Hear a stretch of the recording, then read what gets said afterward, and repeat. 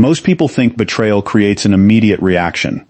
They expect anger, confrontation, a desperate attempt to make the other person understand what they've done. They imagine raised voices and emotional speeches, because that's what movies have taught them to expect. Reality is often much quieter. The most significant consequence rarely begins with an argument. It begins with observation. When trust is broken, something changes long before a single word is spoken. The mind begins collecting evidence instead of explanations. Every interaction is filtered through a new question. Was this an exception, or was this always there and I simply refused to see it? That question is uncomfortable because it doesn't just evaluate the other person. It forces you to examine your own assumptions. How many warning signs were dismissed? How many contradictions were explained away? How many moments felt wrong but were ignored because the relationship seemed more valuable than the discomfort of facing reality? Betrayal has a unique psychological effect. It doesn't merely damage trust. It reorganizes perception. The same smile that once brought reassurance now invites analysis. The same promises that once inspired confidence are compared against behavior instead of intention. The same conversations that once felt ordinary suddenly reveal details that had gone unnoticed for months or even years. Memory itself begins to change. Events that once seemed isolated now connect into a pattern. The mind starts arranging experiences differently, not because the past has changed, but because the framework used to interpret it has. This is why people often say they finally see everything clearly. The clarity isn't magical. It's the result of removing an assumption that had been shaping perception all along. Trust acts like a lens. When the lens changes, every previous experience is viewed differently. Here's where many people misunderstand consequences. They believe consequences are something imposed from the outside. Punishment, revenge, retaliation. Those are possibilities, but they're rarely the most enduring consequence. The most lasting consequence is often the permanent loss of predictable access to someone who once invested deeply in the relationship. Access is easy to underestimate because people become accustomed to it. Someone who always answered your calls, someone who remembered small details, someone who offered patience when it wasn't deserved, someone who consistently looked for the best in you, even during difficult moments. Those things slowly become normal. Human beings adapt quickly to consistency. Eventually, what was once appreciated becomes expected. Expectation quietly transforms gratitude into assumption. That's where many mistakes begin. When people assume loyalty is permanent, they stop treating it like something that requires care. Not necessarily through malice, often through complacency. Complacency doesn't arrive dramatically. It appears in postponed conversations, dismissed concerns, broken promises followed by confident expectations of forgiveness. Tiny choices repeated often enough to reshape an entire relationship. Each incident feels insignificant. Together they tell a story. The interesting part is that people rarely notice the story while they're writing it. They notice only when someone else stops reading from the same script. At first, nothing obvious changes. The betrayed person still participates in conversations, still fulfills responsibilities, still behaves politely. Externally, life appears almost identical. Internally, however, a different process has begun. Attention has shifted. Instead of searching for reasons to trust, the mind searches for consistency. Instead of assuming honesty, it begins verifying. Instead of filling gaps with optimism, it fills them with evidence. This isn't paranoia. It's adaptation. The brain exists to reduce uncertainty. When uncertainty proves costly, observation becomes more precise. Details once dismissed as irrelevant suddenly matter. Timing matters. Tone matters. Patterns matter. Not because suspicion has become enjoyable, because predictability has become necessary. One of the greatest misconceptions about betrayal is that pain is its strongest effect. Pain is immediate. Knowledge is permanent. Once someone understands what another person is consistently willing to do under pressure, that understanding becomes difficult to erase. Information changes future decisions. Future decisions reshape entire lives. The consequence isn't always that the relationship ends. Sometimes the consequence is that it can never again exist in the same form. Trust has an unusual property. It grows gradually. It can disappear suddenly. Rebuilding it requires time, but even then, it rarely returns unchanged. Not because forgiveness is impossible, because experience cannot be undone. Experience permanently updates the brain's predictive model. The next time a similar situation appears, memory quietly whispers, "You've seen this before." That whisper influences behavior long before conscious thought catches up. The betrayed person may hesitate where they once moved confidently. Question where they once believed. Observe where they once assumed. From the outside, these changes appear small. From the inside, they're foundational. Because identity is built not only from what happens to us, but from what we learn to expect. Every relationship teaches the nervous system a lesson. Some lessons expand trust. Others redefine caution. Betrayal belongs to the second category. Not because it teaches people to stop caring, because it teaches them that caring without discernment carries a cost. And once that lesson becomes deeply understood, the person who caused the betrayal often discovers something they never anticipated. The greatest consequence was never the argument they expected. It was becoming someone whose words no longer carried the same weight in the mind of the person, who once believed them without hesitation. The loss of credibility rarely announces itself. There is no visible line marking the exact moment it happens. Instead, it fades in increments so small that neither person notices at first. One explanation sounds less convincing than it used to. One promise inspires slightly less confidence. One apology takes a little longer to believe. These moments seem insignificant in isolation, but the mind is not designed to evaluate them individually. It searches for patterns, and patterns eventually outweigh isolated acts of sincerity. One of the most fascinating characteristics of the human brain is that it constantly updates its internal predictions. Every interaction becomes data. Every conversation becomes evidence.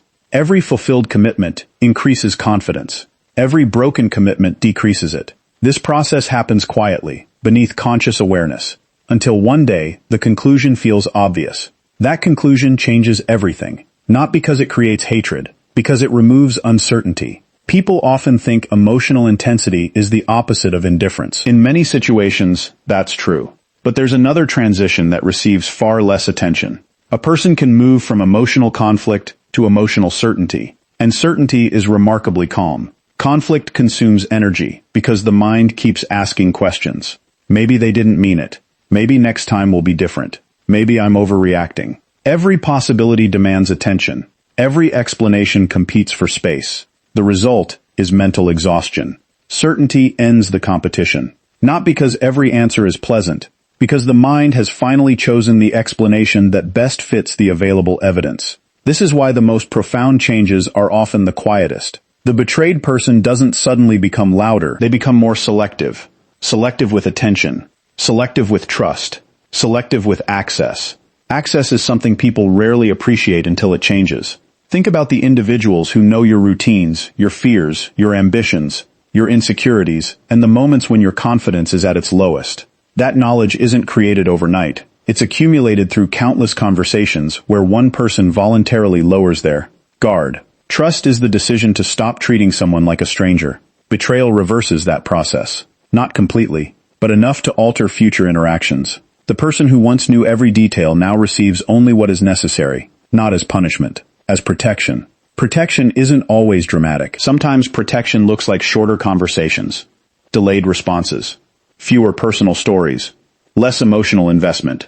From the outside, these changes seem minor. Psychologically, they're enormous. Because emotional closeness depends on voluntary openness. Openness disappears when safety becomes uncertain. Safety isn't determined by intention alone. It's determined by experience. If experience repeatedly demonstrates that vulnerability creates unnecessary risk, the nervous system begins reducing vulnerability automatically. This isn't bitterness. It's efficiency. The brain constantly asks one practical question. What strategy best protects future well-being? Sometimes the answer is communication. Sometimes it's distance. Sometimes it's observation. The difficulty is that people who benefited from unrestricted trust often interpret these adjustments as personality changes. They say things like, "You're not the same anymore." They're correct. Learning changes people. Experience changes people. Knowledge changes people. Expecting someone to remain psychologically identical after betrayal is like expecting someone to ignore a road sign they've already seen. Information influences behavior. That's its purpose. Consider how quickly people adapt after touching a hot surface. They don't spend weeks debating whether heat exists. They don't repeatedly test the same mistake out of optimism. Their nervous system remembers. Emotional learning operates through similar principles. The lesson isn't necessarily never trust anyone. The lesson is usually far more specific. Pay closer attention, believe consistent behavior. Stop confusing potential with reality. Those lessons aren't cynical, they're refinements. Refinements increase discernment. Discernment changes relationships before relationships even begin. One of the lasting consequences of betrayal is that future connections are evaluated differently, not more harshly, more carefully. The questions become different. Instead of asking whether someone is charismatic, attention shifts toward consistency. Instead of being impressed by grand gestures, reliability becomes more persuasive. Instead of reacting primarily to words, behavior becomes the central source of information. This shift often surprises people who once relied heavily on emotional persuasion. Persuasion works best when trust already exists. Without trust, evidence becomes far more influential than confidence. Confidence can be performed. Consistency must be lived. That distinction separates appearance from character. Character reveals itself most clearly through repetition. Anyone can behave exceptionally for a day, a week, even a month. Patterns require endurance. They require choices repeated when no one is paying attention. That's why repetition carries so much psychological weight. The nervous system trusts what happens repeatedly, because repetition predicts the future, more accurately than isolated moments ever could. Imagine reading a book where every chapter follows the same structure. Eventually you stop being surprised by the ending, because the pattern has become obvious. Relationships create similar expectations. Repeated honesty predicts future honesty. Repeated avoidance predicts future avoidance. Repeated accountability predicts future accountability. Repeated excuses predict future excuses. The prediction isn't perfect, but it's usually practical. Practical thinking becomes increasingly valuable after trust has been broken. Emotion asks, what do I hope is true? Experience asks, what has consistently been true? Those questions often produce different answers. Growth begins when someone learns to distinguish between them. Another subtle consequence appears in communication itself. The betrayed person begins explaining less. This isn't because they suddenly struggle with expression. It's because they no longer assume explanation guarantees understanding. Understanding requires willingness from both people. Without that willingness, even the clearest communication eventually becomes repetition. Repetition without progress creates fatigue. Fatigue changes priorities. Instead of convincing someone who repeatedly dismisses reality, energy is redirected toward decisions that actually improve life. This redirection often appears unemotional. In truth, it's deeply emotional. It's the recognition that peace deserves protection just as much as any relationship. Many people spend years believing resilience means tolerating anything. Eventually they discover a more accurate definition. Resilience isn't endless endurance. It's the ability to adapt without losing yourself. Sometimes adaptation means speaking. Sometimes it means listening. Sometimes it means leaving the cycle instead of trying to perfect your response within it. That realization marks an important psychological shift. The focus moves away from controlling another person's choices. Attention returns to controlling your own. Control over reactions. Control over boundaries. Control over access. Control over where emotional energy is invested. Notice what disappeared from that list. The desire to control someone else's behavior. That desire often fades because repeated experience demonstrates its limitations. You cannot negotiate someone into becoming consistent. You cannot persuade someone into valuing honesty. You cannot explain another person into developing character. Character reveals itself through repeated decisions, not persuasive conversations. Once someone accepts this, relationships become remarkably easier to evaluate. Instead of listening only to what people say about themselves, they begin watching what people repeatedly choose under pressure. Pressure exposes priorities. Comfort allows performance. Anyone can appear dependable when nothing is at stake. The true measure emerges when honesty carries a cost, when loyalty requires inconvenience, or when integrity offers no immediate reward. Those moments reveal the structure beneath the surface. And once you've seen that structure clearly, it's difficult to return to the comforting assumptions that existed before. Once assumptions are replaced by observation, a different kind of confidence begins to emerge. It isn't the confidence that comes from believing everything will work out. It's the confidence that comes from believing you taken aim, recognize reality sooner than you did before. That distinction matters because it changes where security comes from. Before betrayal, security often comes from another person's promises. After betrayal, security increasingly comes from your own judgment. Those are fundamentally different foundations. One depends on external consistency. The other depends on internal awareness. Internal awareness has an interesting effect on behavior. It slows impulsive trust without eliminating the capacity for connection. Instead of rushing toward certainty, the mind becomes comfortable gathering information. Information has patience. Emotion often wants immediate answers. Can I trust them? Will they stay? Do they mean what they say? Observation responds differently. Let's see. Those two words represent a major psychological shift. They replace assumption with curiosity. Curiosity is remarkably resilient because it doesn't require immediate conclusions. It simply continues collecting evidence until the pattern becomes difficult to dispute. Patterns are persuasive because they reduce ambiguity. Ambiguity is mentally expensive. The brain prefers reliable predictions over endless possibilities. This preference explains why repeated inconsistency creates so much stress. Every contradiction forces the mind to revise its expectations again. One day someone's dependable. The next they're unavailable. One conversation feels honest. The next feels evasive. One promise is fulfilled. 3 are forgotten. The nervous system struggles in environments where predictions repeatedly fail. Eventually it compensates by increasing vigilance. Vigilance protects, but it also consumes energy. Imagine driving through heavy fog for hours. Every decision requires greater concentration because visibility is limited. By the end of the journey you'd come far more exhausted than you would have been driving the same distance on a clear day. Emotional inconsistency produces a similar kind of fatigue. Not because every interaction is disastrous, because every interaction demands extra interpretation. What did they really mean? Why did they suddenly change? Was that sincere? Am I missing something? Those questions quietly drain attention. When someone finally steps away from that environment, they often notice something unexpected.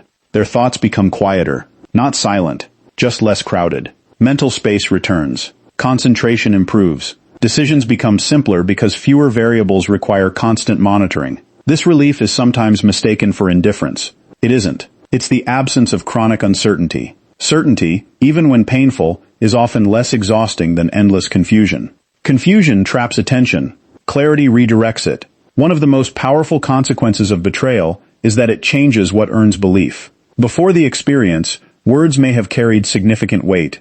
Afterward, words become invitations rather than conclusions. Every statement quietly waits for confirmation through action. This isn't distrust. It's calibration. Calibration means adjusting expectations to better match reality. Pilots calibrate instruments. Scientists calibrate measurements. Healthy decision-making requires calibrating perception. Otherwise, people continue responding to the world they hope exists rather than the one repeatedly presented to them. That distinction influences every future relationship. Someone who has learned this lesson often becomes less impressed by dramatic declarations. Declarations are easy. Daily behavior isn't. Consistency lacks excitement. It rarely attracts attention. Yet consistency quietly builds the strongest foundation because it removes the need for constant interpretation. You know where you stand. Predictability creates emotional breathing room. The nervous system no longer wastes resources preparing for unnecessary surprises. Interestingly, this shift often confuses people who relied on emotional intensity to maintain influence. Intensity captures attention. Consistency earns trust. The two are frequently mistaken for one another. A dramatic apology may feel meaningful in the moment. A month of changed behavior transforms perception. One creates emotion. The other creates confidence. Confidence develops slowly because the brain protects itself from repeating costly mistakes. It doesn't reject improvement. It simply waits for sufficient evidence. Evidence accumulates through repetition. That's why trust rebuilt through actions often feels stronger than trust built through promises. It has survived observation. Observation removes illusion. Illusion is comforting until reality interrupts it. Reality has remarkable persistence. Ignoring it only delays the adjustment. Eventually, everyone negotiates with the evidence before them. Some do it quickly. Others postpone it for years. The delay usually comes from emotional investment. The more someone has invested in a relationship, the harder it becomes to accept information that threatens its meaning. Psychologists sometimes refer to this as the difficulty of abandoning costly commitments.